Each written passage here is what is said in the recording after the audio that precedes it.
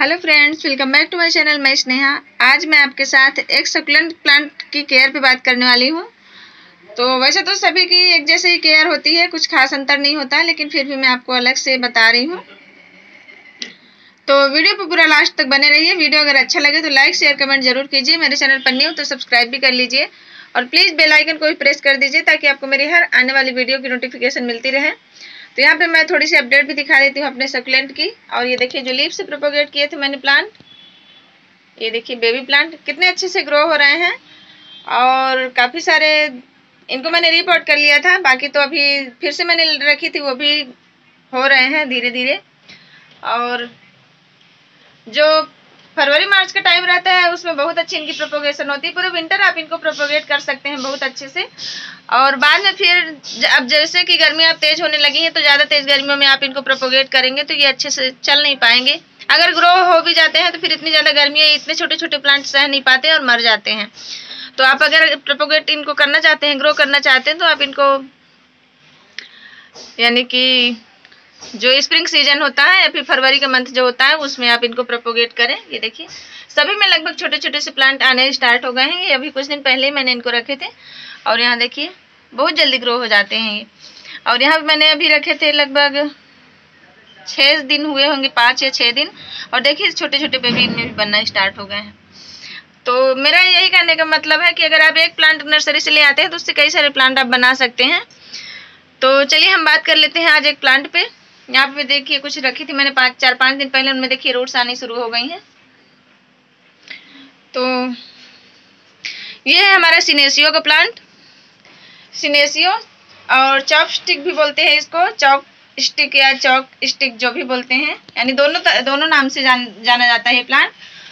तो देखने में बड़ा ही खूबसूरत होता है, बहुत ब्यूटीफुल सा होता है और बहुत आसानी से ग्रो भी हो जाता है।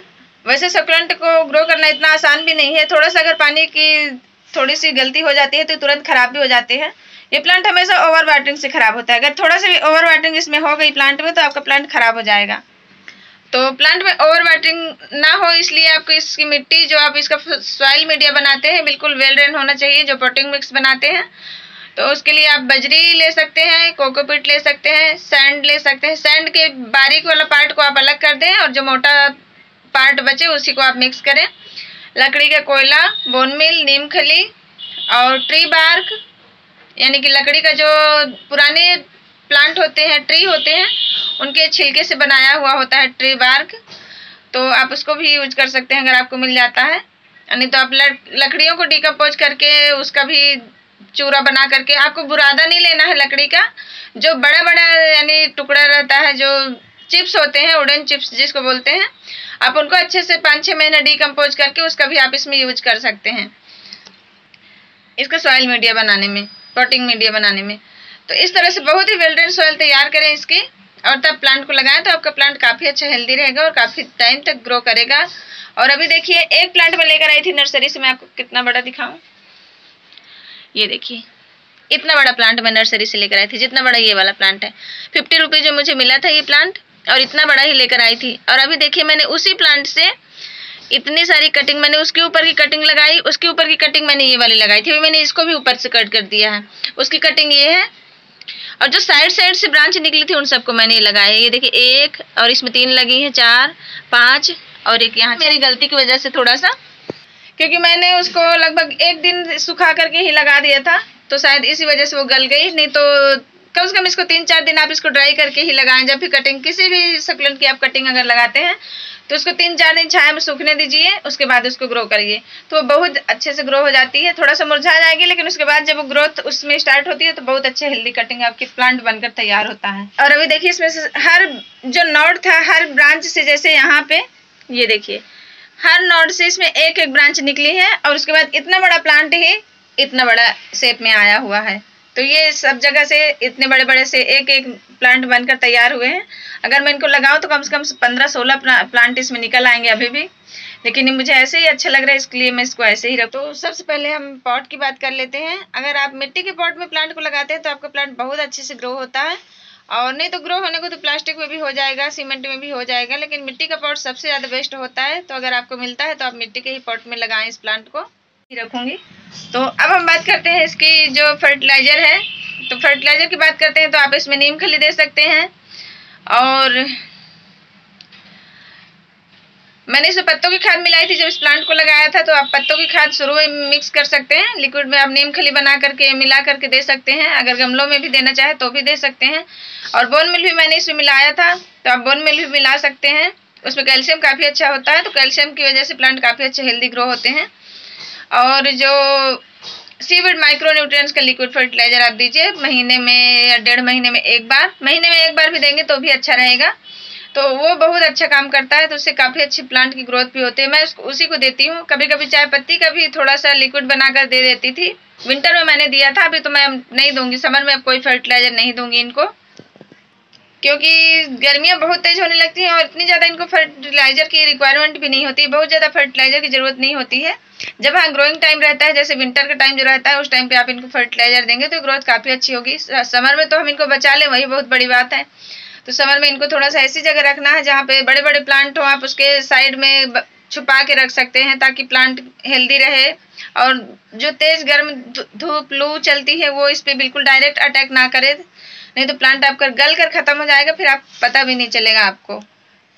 आप इनको ग्रीन नेट के नीचे भी रख सकते हैं, लेकिन ग्रीन नेट के नीचे रखेंगे तो भी पूरी धूप यानी आधी से ज़्यादा धूप छन कर आती रहती है। तो ऐसी जगह रखें जहाँ पे ग्रीन नेट भी हो ऊपर से, और थोड़ा प्लांट का आपके पास यानी थोड़ा कवर्ड एरिया हो, ऐसा जहाँ से तेज हवाएं जो आती है लू गर्म गर्म वो दूसरे प्लांट से टकरा कर इनके पास तक आए, तो वो थोड़ी ठंडी होगी, तो इन प्लांट को नुकसान नहीं होगा। तो इस तरह से आप इसको समर में अभी केयर कर सकते हैं। और सनलाइट की बात करते हैं तो मैंने पूरे विंटर इनको, जब से मैं लेकर आई थी नर्सरी से, तब से मैंने इनको फुल सनलाइट में रखा था। और अभी अब मैं इनको सिर्फ 2-2.5 घंटे की धूप में रखती हूँ। सुबह के मॉर्निंग की धूप अभी भी मैं इनको देती हूँ। अगर एकदम से इनको कवर्ड में रख देंगे तो ये बिल्कुल लंबे लंबे से प्लांट हो जाएंगे और देखने में उतने ज़्यादा ब्यूटीफुल नहीं लगते हैं, चाहे जो भी प्लांट हो। तो मैं इनको सुबह की धूप अभी भी देती हूँ 2-3 घंटे की। ये देखिए हमारे क्रॉसुला के प्लांट है, इनको भी मैं इसी तरह धूप में रखती हूँ। तो सुबह की धूप देना ज़रूरी है थोड़ा सा। अप्रैल मंथ आने के बाद आप चाहें तो धूप में ना रखें, क्योंकि उस समय ज़रूरी नहीं है, वैसे भी बहुत तेज़ गर्म सुबह से ही बिल्कुल तेज़ धूप हो जाती है, तो आप ना रखें। फिर आप इसको ऐसी जगह रखें जहाँ पे अच्छी ब्राइट लाइट आती हो, तेज रोशनी आती हो, और सूरज की तेज किरणें जहाँ पे ना पड़े, ऐसी जगह इनको रखें। वाटरिंग की बात करते हैं तो आप मिट्टी को चेक करके पानी दीजिए। मैं टाइम बताऊंगी तो पता नहीं आपने किस तरह से इसका मीडिया तैयार किया है, किस तरह से पॉटिंग मिक्स बनाई है, तो वो आपको समझ में नहीं आएगा। तो इसलिए आप मिट्टी को हमेशा इस तरह से उंगली डाल करके चेक करें। और आपको जब मिट्टी बिल्कुल ड्राई लगे, ऐसे उंगली डालेंगे और मिट्टी आपकी उंगली बिल्कुल भी टच ना हो, तो आप समझ लिए आपको पानी की ज़रूरत है। मैंने तो सॉइललेस मीडिया बनाया है, इसलिए मिट्टी मेरे हाथ पर टच होगा भी नहीं। मैंने अभी कल ही इनको पानी दिया था, और मैं तो 2 दिन में पानी देती हूँ। 2 दिन पानी नहीं देती हूँ, तीसरे दिन पानी इनको देती हूँ, क्योंकि बहुत ज़्यादा पानी की ज़रूरत हो जाती है। बिल्कुल एकदम से सूख सी जाती है, बिल्कुल सैंड की तरह, तो मुझे पानी देना पड़ता है तीसरे दिन। और समर में आप देख लीजिए, अगर आपने सॉइल में लगाया है या फिर आपने कोकोपीट में डायरेक्ट लगाया है, तो फिर आप उसको चेक करके ही दीजिए। जब बिल्कुल आपको ड्राई लगे तभी आप पानी दीजिए। तो मैंने आपको बता दिया, आपको सन रिक्वायरमेंट भी बता दी। अभी तक मैं इनको रखती थी, लेकिन मैं भी अब सोच रही हूँ अप्रैल के मंथ के बाद से मैं इनको रखना बंद कर दूंगी धूप में, और बस इसी जगह रखूंगी। यहाँ पे मेरे काफ़ी अच्छे ग्रो भी हो रहे हैं। धूप पे मैं इसलिए रखती थी ताकि बिल्कुल लेगी प्लांट ना हो, लंबे लंबे से नहीं तो हो जाते हैं अगर हम इनको छाया में ग्रो करते हैं तो। और धूप में रखने से प्लांट बिल्कुल थिक और स्ट्रांग बनते हैं, तो इसलिए मैं इनको धूप में रखती हूँ। और जैसा कि अब ज़्यादा तेज धूप होने लगेगी तो फिर अभी आपको धूप में नहीं रखना है, आप बिल्कुल ऐसी जगह रखिए जहाँ पे अच्छी ब्राइट लाइट आती हो।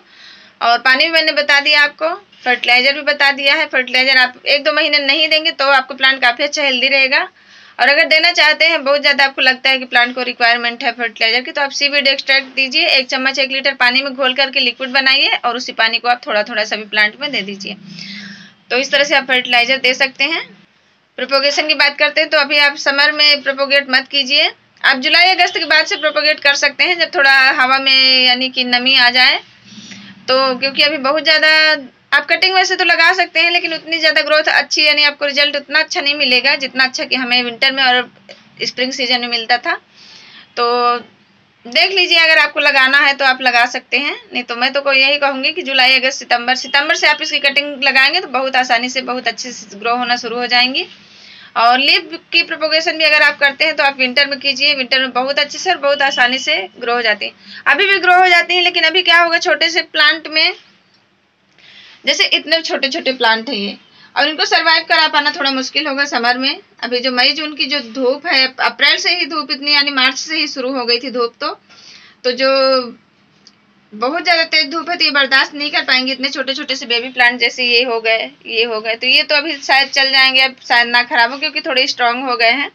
लेकिन जो लीफ से तुरंत प्रोपोगेट होंगे वो नहीं चल पाएंगे, तो इसलिए आप इसको प्रोपोगेशन के बारे में अभी मत सोचिए। आप जुलाई अगस्त के बाद से फिर आप इसकी प्रोपोगेशन कर सकते हैं। और कटिंग लगाना चाहते हैं तो कटिंग अभी भी लग जाएगी, कटिंग में कोई दिक्कत नहीं है। लेकिन 3-4 दिन आपको सुखा कर ही कटिंग लगाना है, छाया में सुखा करके, धूप में नहीं। तो क्योंकि मेरा जो था, मेरे पास एक्सपीरियंस भी है थोड़ा सा, मैंने कर करके देखा है। अगर तुरंत आप लगा देंगे तो 2 दिन में ही गल कर आपकी कटिंग खराब हो जाएगी, तो इसलिए आप उसको 3 दिन कम से कम छाया में सुखा करके उसके बाद ही लगाइए। तो बस फ्रेंड्स, आज के लिए इतना ही। मिलते हैं नेक्स्ट वीडियो में नेक्स्ट टॉपिक के साथ, तब तक के लिए बाय।